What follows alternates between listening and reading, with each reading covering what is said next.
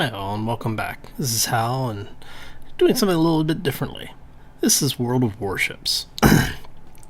I'm not sure how many of you may be aware of or have any experience with the Wargaming series of games. This one and World of Tanks are the two that I have the most experience with. So I was kind of interested in this game because of some of the people that I know that have had hands-on experience with it earlier. So I figured I'd give it a try, bring you along for the ride and see what you thought. So what you're looking at here is the first ship in the American line, the Erie. Very basic in terms of what it can do, firepower and defensive capabilities. However, let's just say it packs a big punch in such a small package. For those who are familiar with World of Tanks, the other game by Wargaming, you're going to be familiar with a lot of the same basic concepts. There's a progression path as you gain experience in the game. You can sell that experience back to purchase upgrades as well as to advance up the tiers. This particular game has a 10-tier system. The smallest basic ships are at the lower end of the tier. The much more advanced ships, for this particular one towards the close of World War II, are going to be in the tier 9, tier 10 areas. What that means is that they're going to have more advanced technology, larger cannons, more defense, more armor, larger engines. So yeah, it's a different game than what you normally see on the channel. It's actually something that I'm thinking you may be seeing more of on the channel. That doesn't mean that the other games are going to stop appearing, but this is definitely one of the games that I've been more waiting for and more excited to have come out. It is in closed beta. There's a link in the description below. I'll put a reference link in. I don't get anything for you clicking on the link, so feel free to click on it. Take a look at the game, see if it's for you. Maybe it is, maybe it isn't. If it is, hey, great, I hope to see you there. If it's not, well, there will be other things on the channel, so please come back, make sure and check in on me. So yeah, this particular game is going to be my first game in the class, in the actual game. And it does not go quite as well as the first game could.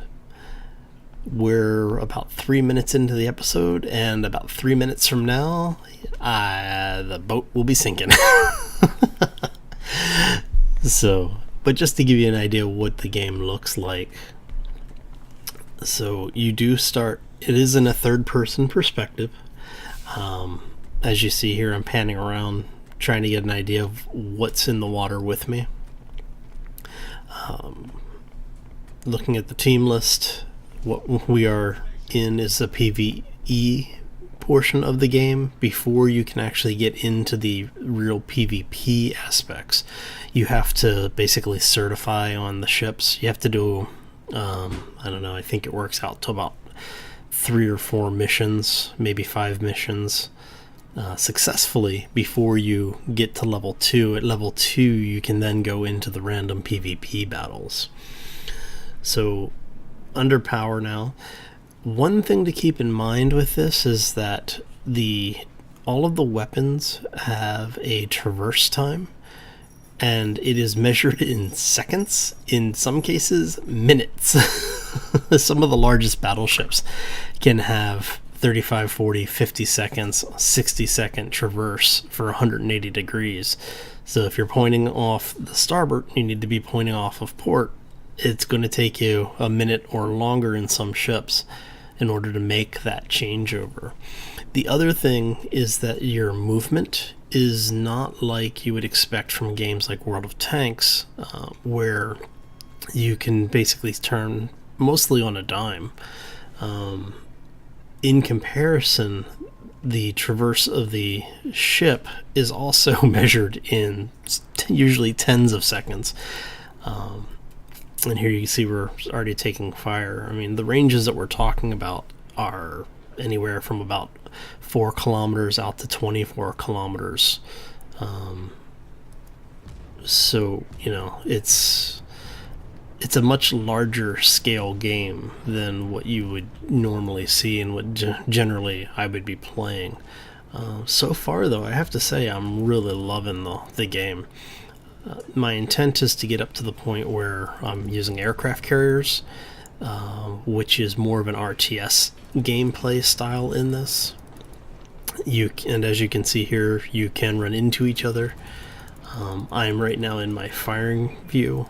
Basically, it's a periscope style targeting system. And as you can see on the mini map, the folks that are green are actually the friendlies that are in the fleet. Reds are hostile. And yeah, the game is really fun. I mean, you have to think a little bit more about what you're doing as far as ranging and your shots are, because it's not just the distance, you do have to lead. As you can see, there are some basic physics in the firing arcs. So I'm currently firing high explosive ammo. The second ammo type is armor piercing, which at the time I didn't realize I had both, and I didn't know which ones I should be using when. And yeah, so when you tunnel vision, that's what happens.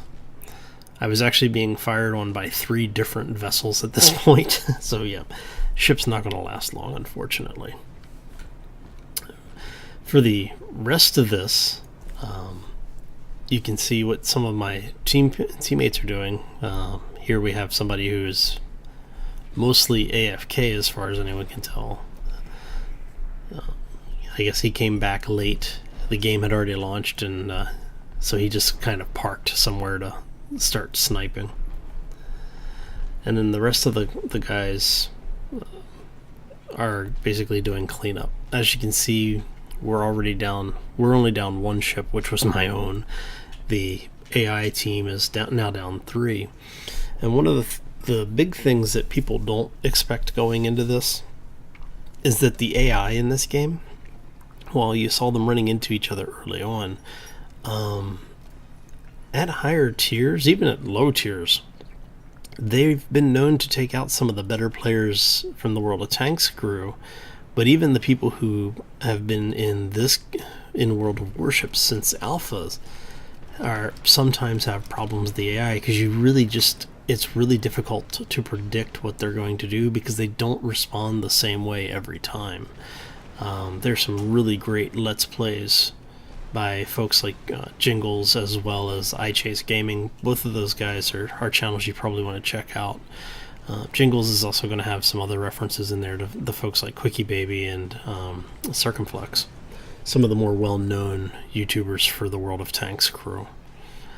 But yeah, no, it is definitely a different take on a lot of the things that you may be used to, especially for those who do know the wargaming franchises. But yeah, no, it's so far loving the game so far. Recently also found out that there is a aimbot. Well, we can't call it's not actually an aimbot. It doesn't aim for you, but what it does do is give you a firing reticle. It basically gives you a resolution to know, or a solution to know, about where you should be aiming to put your shots on point. Yeah, it's the hot controversy in the game right now. Having known a couple of people who have used it, I personally have not. As you can see here, you don't see anything, but in the folks that are using it, there will be a lead where you'll see the normal crosshair, and then you'll see a line coming off of the target with an X. It basically says shoot here. The people who know how to lead their targets, it tends to actually bring their averages down, according to some of the folks who have been using it. A lot of the UI that's there is very rudimentary, so it's kind of distracting because of the way that the information is presented. Wargaming has said that they don't feel that this has a negative impact on the game, so they are currently allowing it. But there's also a rumor that they are making some changes on the back end to make sure that that type of technology does not make it into the World of Tanks franchise. So we'll see how it actually plays out. Like I said, it is a big controversy right now in the gaming community for World of Warships. Some people like it, some people don't, and it's one of those, where it really comes down to what's your personal preference on it.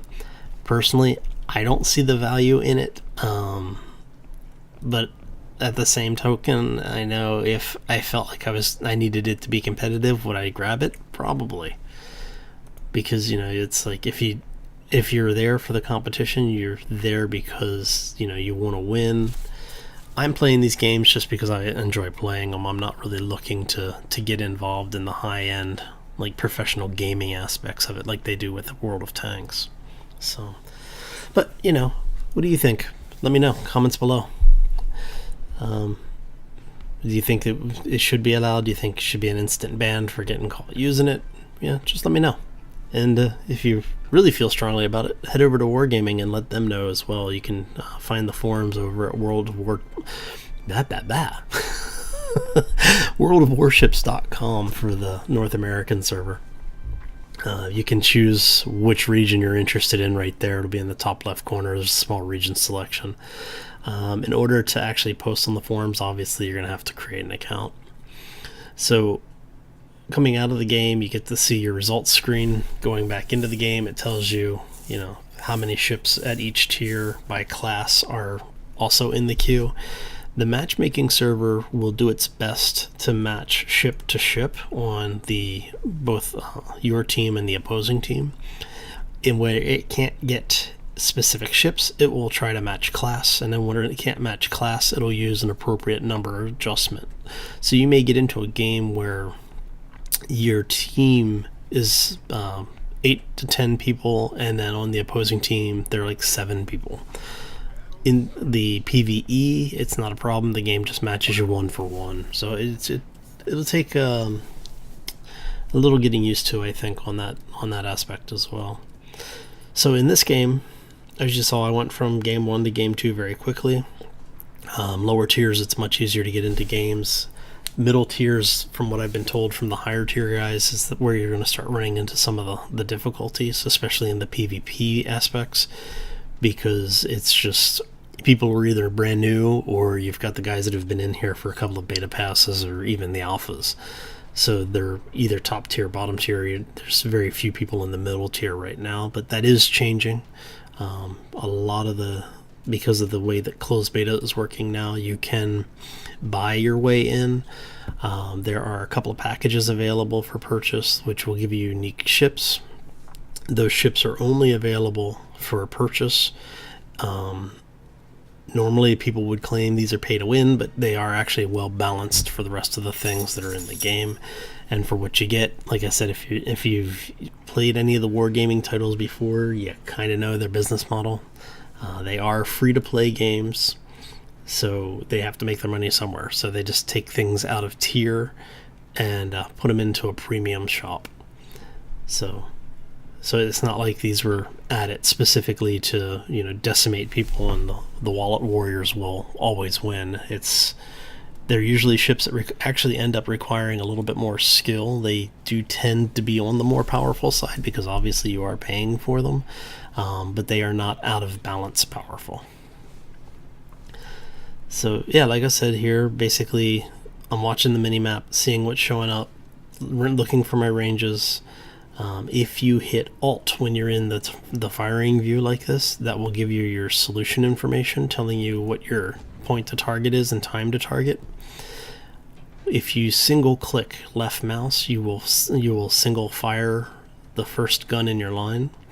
If you double click, you will broadside all cannon, and if you press and hold the left mouse button, you'll actually do a cascading shot.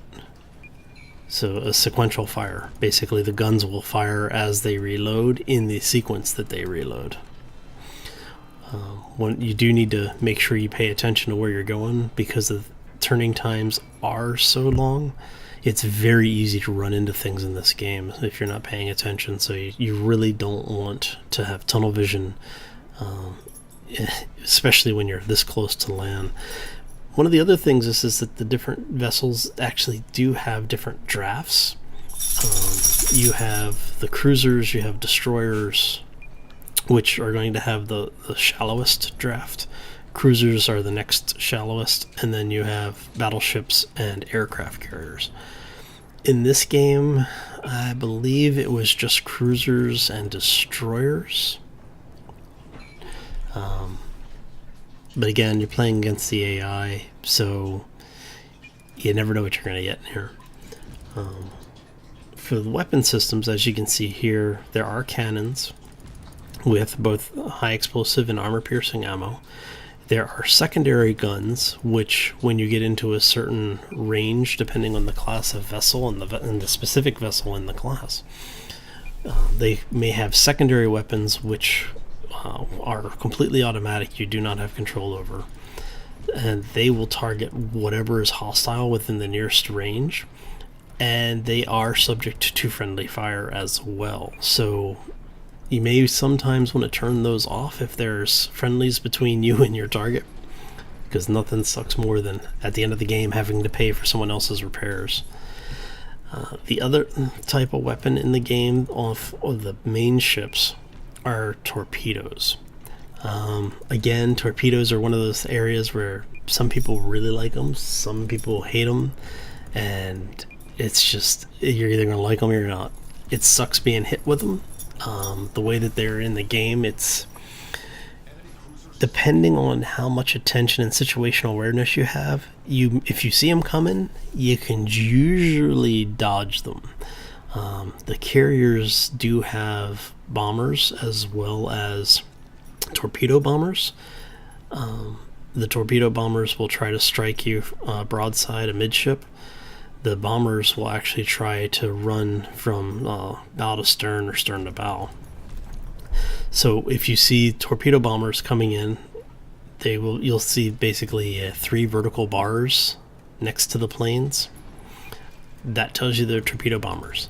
Either turn towards them or turn away from them. Give yourself the most chance to dodge as possible. The smaller your profile, the less likely they are to hit. With the regular bombers, there's not a whole lot you can do about those. Again, if for them you want to give them your profile, because then they've got the smallest area lengthwise, because their whole thing is they need as much room as possible to drop from start to finish. Give them a small profile, and it's much harder for them to do any significant damage.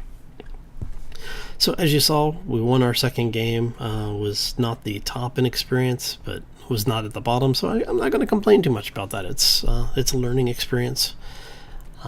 As you can see, I'm just jumping into games as fast as possible. I'm trying to get my experience up. I want to be able to get into the PvP aspects of the game as fast as possible, but at the same time, I'm having a lot of fun, and it's getting a chance to learn the maps. I think this one we ended up with some folks in like tier 3 or tier 4 vessels. It's either this one or the next game, I don't remember which. So yeah, more of the same. We go out, we're looking for targets. In this case, I was watching what the rest of the team was doing. I figured I would try and take the southern edge of the capture point at the bottom of there. Looking at the map, I figure there's probably going to be a lot of the enemy team, the opposing team, coming through that channel. So I'm just keeping an eye out to make sure as soon as I see anything, it'll show up for my teammates as well. But I'm thinking that's probably where a good portion of their team is going to come through, is through this channel here. And that's where I'm looking at. So yeah, no, it looks like we only have the tier 2s in here, tier 1s and tier 2s. So as you see, the enemy popped up pretty much where I was kind of expecting him to show up. He's already firing and ranging. Second ship has come into range. My first shot goes a little long, so I'm correcting, looking at my travel times. First shot, or second shot in the salvo hits. I've pretty much got range dialed in at this point, and I'm just unloading as fast as the guns fire. This particular vessel, like I said, is kind of interesting as a starter vehicle because of the fact that it's actually fairly fast. It's more maneuverable than some of the even lighter ships, surprisingly, depending on which chain or branch you're looking at.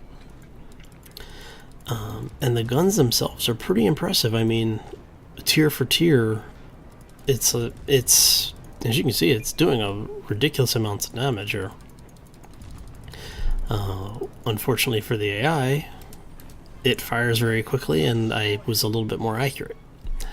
So coming up around the landmass, trying to turn to keep this second vehicle also in my sights. Got a couple of good shots in there. The first one was a crit. Not sure what it took out. By critting the vehicles, if you've got experience with World of Tanks, you can do repairs. Well, you can do repairs here, but not everything will be repaired when you do that. If you are able to actually destroy any of the guns on the deck, those guns are out. You can do minor damage criticals where it's things like the loader may be damaged. Those you can repair. Steering's out, that can be repaired. Engines out, that can be repaired. If you take weapons off and actually take the weapon out, that won't be repaired. That ship is down a gun, and if you do it enough, you can leave a ship basically completely unarmed. It will repair over time, but it's generally a couple of minutes to repair that type of damage. I've not seen a whole lot of ships be able to survive that long, especially if you're in the point where you're just getting hammered like this, like my target here is. The nice thing is that it does also show you what types of damage you've done. So if you've hit people, if you're hitting other vehicles, you know how many shots are landing, how many things you've sunk, what types of damage have you done. If you hit criticals or citadels. For those who don't know, the citadels are generally the most armored portions of the ship.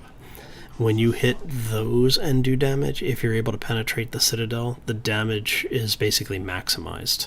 Armor-piercing rounds going through the deck, midship, is going to do damage. So yeah. So for the rest of this episode now, it's just... or for the rest of this fight at least, it's just cleaning up. There's one ship left on their side. I'm trying to close on it. I know I'm not going to get there, but I'm going to try.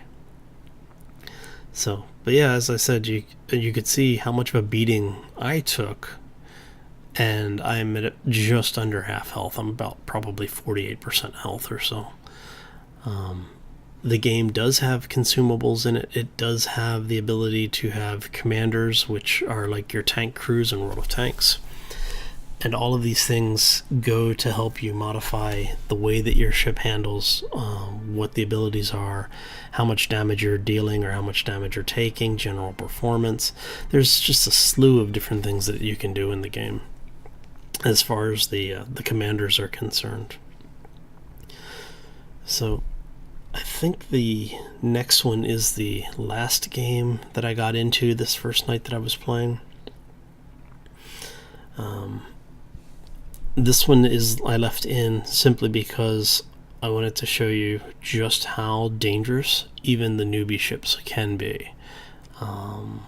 In the about halfway through or so, and I'm probably going to time lapse it until we get to that point.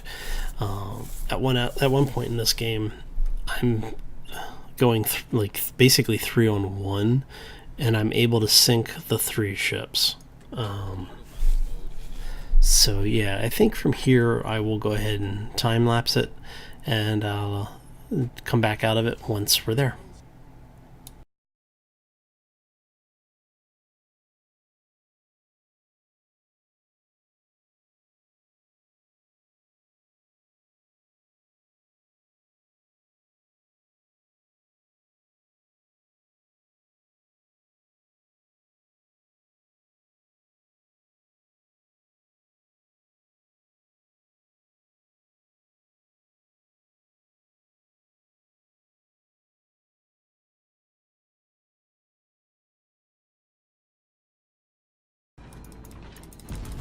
So yeah, this is where I ended up basically in the crossfire of 3 ships. As you can see, I do have a teammate here in the strait with me, and what we did was I opened fired on the first ship, the cruiser, or the destroyer you see there. Is that the destroyer? No, cruiser. That is the tier 1. Yes, that's another Erie. And then there's a St. Louis behind it. The St. Louis is a tier 3 cruiser. It is honestly worth 2 of the Erie class, of which myself and my teammate are in. So we had to kill it as fast as possible. Once everyone realized what it was, everyone turned to focus fire on the St. Louis. That's one of the ships that I'm excited to be in, and I will be in later. So once we took care of the major threat, we turn over here to the secondary. And again, everyone in the area is focusing fire on him to get him out of there as fast as possible. So I have to say it was probably one of my best early games. The number of shots that hit on target, I think, was respectable, considering this was my 3rd, 4th game at this point. So unfortunately, I wasn't getting the kills. The kills are good for a couple of extra bonus points. It really is how much damage you're doing. The bigger the impact you have on the game, the more experience and the more credit you earn. And as you can see here, this is the Japanese tier 1, and I cannot remember the name of it offhand. Basically, it's slightly faster, has a slower turning speed than the Erie. The guns are, I think, slightly less calibered, but they turn faster. They have a faster traverse. Unfortunately for him, he was just in the middle of 2 or 3 of us all just targeting him. So as you can see at this point, our team's down 3. The AI has only got only one person left on the AI team. So yeah, it's pretty much with where that ship is expected to be. I'm really not likely to close on him before the end of the game. So on that note, I'm going to say thank you for stopping in today. I appreciate you spending your time with me as usual. If you have liked what you saw here, make sure you hit the like button, subscribe for more. If you didn't like the episode for some reason, let me know in the comments below why. Otherwise, I hope everyone has a great day, and clear skies. See you soon.